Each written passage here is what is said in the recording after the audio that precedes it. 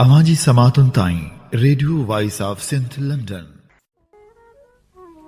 28वीं तरमीम वारियूं ॻाल्हियूं थी रहियूं आहिनि ऐं नवनि सूबनि जो रिंगट बि शुरू कयो वियो आहे। मुल्क जे इक़्तिदार धणियुनि 28वीं तरमीम खे मंज़ूरु कराइण लाइ मुहिम जो शुरू करे छॾी आहे। जेके कम 26वीं तरमीम ऐं 27वीं तरमीम में उन्हनि खां न थी सघिया से हाणे 28वीं यानी तरमीम ज़रिए कया वेंदा ऐं जेको मनसूबो साम्हूं आयो आहे उन्ही मां ॼाण मिले थी त हीअ 28वीं तरमीम ज़रिए नवनि सूबनि जो रिंगट शुरू करे उन जे पादाश में सिंध अंदरि मकानी निज़ाम जो को अहिड़ो तकरारी सरिश्तो आणणु चाहिनि था जेको ॿिटे निज़ाम जहिड़ो ई ख़ौफ़नाक थी सघे थो। न रुॻो नवनि सूबनि जो रिंगट पर हिननि सरकारी सतह ते इहो चवणु शुरू करे छॾियो आहे त NFC ऐं 18वीं तरमीम वारा मामला बि हिन 28वीं तरमीम ज़रिए नए सिर खंया वेंदा।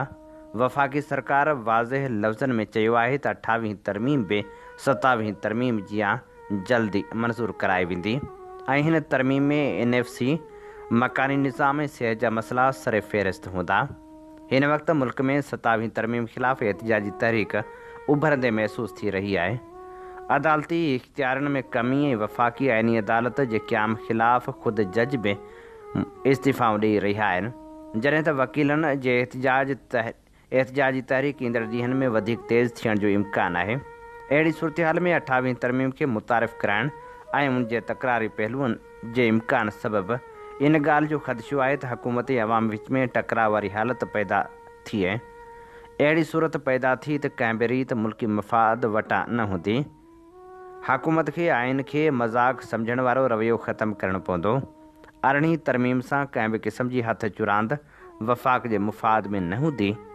नई NFC में सूबनि जे हिसे में कटौती खे को सूबो क़बूल कंदो।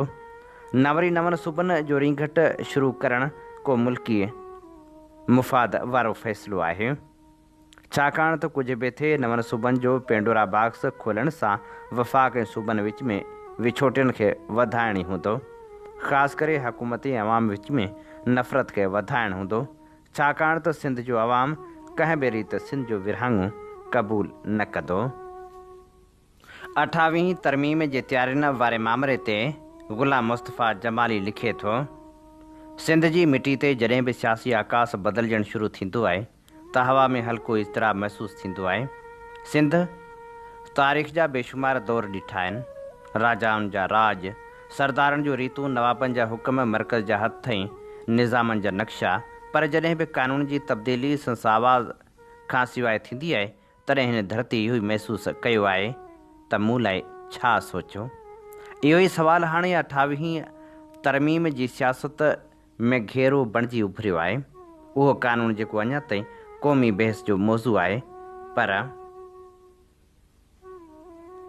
सिंध जे ओताकनि पहाड़नि शहरनि में इहा ॻणती अॻु में ई जाॻी चुकी आहे त शायदि ही तब्दीली रुॻो कानूनी लेखे न पर मुस्तक़बिल में सिंध ख़िलाफ़ साज़िश जो हिसो आहे।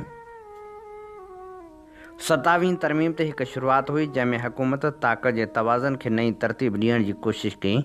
हुकूमत जो मौक़िफ़ इहो हो त उन सां इदारा वधीक जवाबदेह थींदा ऐं इंतिज़ामी सुधारा ईंदा, पर माण्हू सम्झी वेठा त उन सां कुझु इदारा वधीक मर्कज़ी थी विया ऐं कुझु सियासी क़ुवतनि खे पुठिते धिकियो वियो। हुक्मरान जो दलील कुझु बि हुजे, पर अवाम महसूसु कयो त 27वीं तरमीम जे करे न सिर्फ़ु अदलिया में इंतिज़ामी मुदाख़िलत जो ख़तरो वधियो, पर सियासी जमायतनि जे किरदार ते बि नओं असरु पइजी वियो। वकील बिरादरी साफ़ चई ॾिनो त कानून ख़ुदि मुख़्तियार हूंदो आहे, पर जेकॾहिं उन जी सरपरस्ती में सियासी नियतनि जो अमल दख़ल वधी वियो त पोइ इंसाफ़ जो रूह ई कमज़ोर थी पवंदो। जजनि जे हलक़नि में पिणु ॻणती हुई त जेकॾहिं तब्दीलियुनि जो अमल सोचण बिना कयो वियो त पोइ अदलिया ते असरु पइजी सघे थो। अवाम में इहो तस्वर पखिड़िजी वियो त 27वीं तरमीम कुझु सियासी धुरनि लाइ थोरी आस ऐं तहफ़ुज़ बणिजी वई, पर कुझु खे परेशानी बेचैन करे छॾियईं। हाणे 28वीं तरमीम जे बारे में जेको बहस हली रहियो आहे उहो उन खां बि वधीक मुश्किल आहे। कुझु सियासी हलक़नि खे लॻे थो त हीअ तरमीम सूबाई सरहदनि, इंतिज़ामी विरासत, वसीलनि जी मालिकी ऐं सुञाणप जे सुवालनि ते वञी सघे थी। MQM 28वीं तरमीम जे बारे में जेका साज़िश करण वारी आहे उनखे नाकामी खां सवाइ ॿियो कुझु बि न मिलंदो। उन सां बहस वधीक ख़तरनाक साबित थींदो। MQM जमायत जी दावा है तो मुल्क में नए इंतज़ामी तश्कील ते सोच वीचार थी रहियो आहे। कुछ चवनि था नवनि सूबनि जी चूंड, कुछ चवनि था शहरी आबादी ते ॿधल नई विरासत, पर सिंध जो अवाम सिधी ॻाल्हि करे थो त उहो सभु कुझु सिंध खे टुकड़ा करण लाइ इस्तेमालु थी सघे थो। सियासी मुबसरनि जो चवणु आहे त MQM पंहिंजे असर रसूख़ खे बरक़रार रखण लाइ मुख़्तलिफ़ चालबाज़ियूं इस्तेमालु करे रही आहे, ख़ासि करे कराची में, जंहिं शहर में संदन सियासी हैसियत सभ खां मज़बूत आहे। MQM जा ही किरदार न रुॻो वफ़ाक़ी सतह ते असरअंदाज़ थी रहिया आहिनि, पर सिंध जी अंदरूनी सियासी तक़सीम खे बि वधाए रहिया आहिनि, जंहिंसां अवाम में एतमाद जो मसइलो पैदा थी रहियो आहे। वधीक हवालनि मूजिबि 28वीं तरमीम सां लाॻापियल दस्तावेज़ ऐं सियासी रिपोर्टूं ज़ाहिर कनि थियूं त MQM कराची में पंहिंजो असर बरक़रार रखण लाइ मुख़्तलिफ़ तरीक़ा इख़्तियार करे रही आहे, जहिड़ोकि चूंड कमीशन सां राब्तनि खे मज़बूत करणु, शहरी विरासत ते नज़र रखणु ऐं हुकूमत जे सरकारी मनसूबनि में मुदाख़लत ज़रिए पंहिंजो असर वधाइणु। सियासी तजिया निगार चवनि था त MQM जा ही किरदार सिर्फ़ शहरी आबादी ते महदूद न आहिनि, बल्कि वफ़ाक़ी सतह ते बि संदन असर वधी रहियो आहे, जंहिंसां सिंध जी सूबाई ख़ुदि मुख़्तियारी ते बि सवाल उभरी रहिया आहिनि। केतिरा ई हवाला जहिड़ोकि पार्लियामानी रिकॉर्ड, सियासी रिपोर्टूं ऐं सहाफ़ती तहक़ीक़ूं ज़ाहिर कनि था त MQM पंहिंजे असर रसूख़ खे बरक़रार रखण लाइ पुलिस ऐं शहरी इंतज़ामिया जी विरासत खे बि इस्तेमालु करे रही आहे, जंहिंसां कराची ऐं ॿियनि शहरी इलाइक़नि में संदन सियासी असर खे मज़बूत रखण लाइ क़दम खयां पिया वञनि। सिंध जे सियासतदाननि खे सभ खां वॾो ख़दशो इहो आहे त जेकॾहिं इख़्तियार मर्कज़ में गॾु कया विया या सूबाई हदनि में का बि तब्दीली बग़ैर मशवरे जे कई वई त पोइ उहा न सिर्फ़ वफ़ाक़ी जोड़जक खे कमज़ोर कंदी, पर सिंध जे माण्हुनि जो एतमाद बि टोड़े छॾींदी।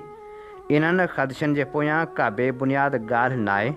सिंध अॻु बि ॾिठो आहे त वफ़ाक़ी फ़ैसिला जॾहिं ताक़त जी सियासत जे बुनियाद ते थींदा आहिनि त नतीजा सिधो सिंध ते पवंदा आहिनि, चाहे उहो पाणी जी विरासत जो सुवालु हुजे, रॉयल्टी जो मसइलो हुजे या वसीलनि ते मालिकी जो तकरार। सिंध जे अवाम वाज़ह तौर ते चई छॾियो आहे त 28वीं तरमीम वरी नई छिका खे जनमु ॾींदी। जजनि जे हलक़नि में पिणु गहरी ॻणती आहे त अदलिया सां चिड़ाइण वारो हर क़दम रियासती निज़ाम लाइ ख़तरो बणिजे थो। 28वीं तरमीम सां सिंध खे कहिड़ो नुक़सानु थी सघे थो? न रुॻो इदारा मुतासिर थींदा, पर वसीलनि जी विरासत, पाणी जा तकरार, मैदनियात, जाग्राफ़ियाई सुञाणप ऐं समाजी वहदत ते पिणु भारी असर पवंदा। जेकॾहिं 28वीं तरमीम वफ़ाक़ खे मज़बूत न पर सूबनि खे कमज़ोर करण लाइ इस्तेमालु कई वई त पोइ सिंध में सियासी गर्मी वधंदी, क़ौमी तहरीकूं ॿीहर सिर खणंदियूं ऐं मुल्क जी वहदत ते ख़तरा पैदा थी सघनि था। तारीख़ अॼु बि साॻियो सबक़ ॾिए थी। जॾहिं धरती खे ॿुधाइणु विसारे छॾींदा आहियो तॾहिं धरती ॻाल्हाइणु शुरू कंदी आहे, ऐं जॾहिं धरती ॻाल्हाए थी त तख़्त लुॾी पवंदा आहिनि। हीअ असीं अवां जी ख़िदमत में पेश करे रहिया हुआसीं ग़ुलाम मुस्तफ़ा जमाली जो लिखियलु लेख। अवां जी समातुनि ताईं radio voice of Sindh London.